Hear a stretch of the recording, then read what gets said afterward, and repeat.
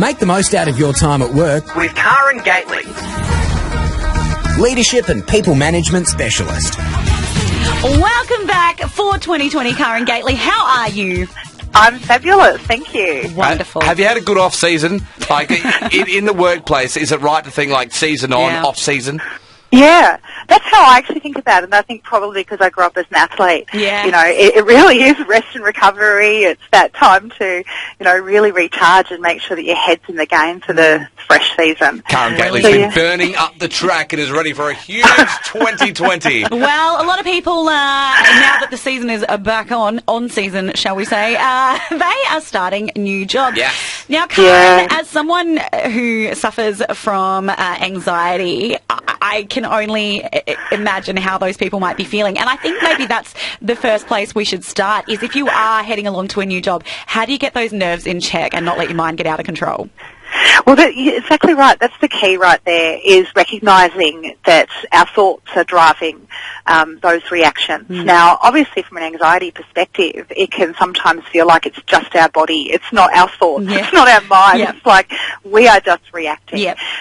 So at that point in time, you know, it's the classics around breathing, you know, making sure that you're focused on the fact you are actually breathing. Yep. So, again, that might sound ridiculous, Yep. but walking into the reception area of the first day of your first job, you know, recognise if you're actually holding your breath.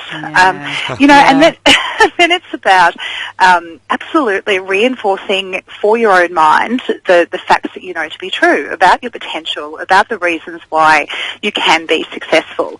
You know, so what is all of the evidence that you have that this is the right move for you? And reinforcing that. And if it helps to actually write it down to keep in the forefront of your mind, then clearly do that. Yep. You know, and then it's really just about making a choice, an emotional choice, to back yourself that, you know, you're capable, you're up for this, and you're going to step into it. And then it's actually just being comfortable with discomfort. You know, if your anxiety is running crazy and, you know, you can feel that in your body, then, you know, ignore it. Yeah. Go, okay, hey, anxiety, I can feel you, I can see you, that's fine, whatever. Yeah. Moving past it. Yeah. Karen, anyone who's listened to this show for even a smidge of time knows that I am crap with names.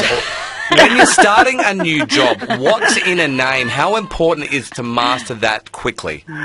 Well, look, I think, you know, obviously it builds trust, it builds rapport. If you're a month into the job and you still can't remember the guy sitting next to you's name, it's probably not going to do a lot to build a strong relationship. Do you know my co-host's name? I've got, Yeah. He's not even kidding, Karen.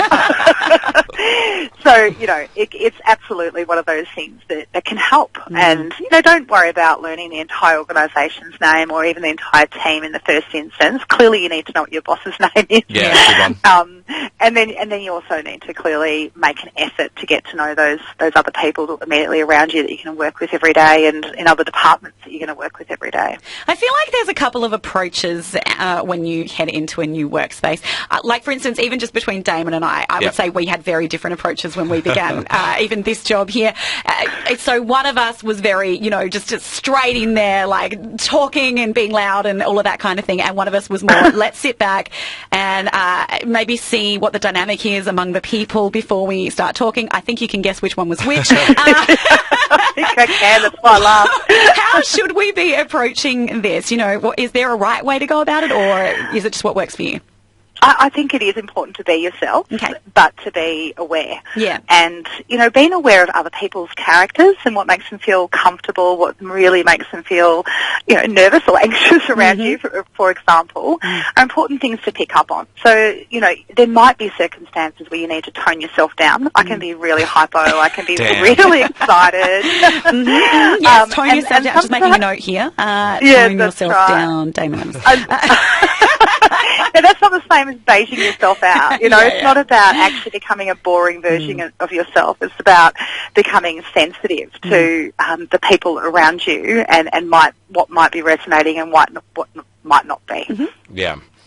Karen, how important is it to ask questions? Like, really, in that early game, you are learning so much. Even if you're experienced in the job, you might be, like, just learning new systems. There might be different ways to do things. So there is such an experience to be had in that first couple of weeks. How important is it to ask questions during that time?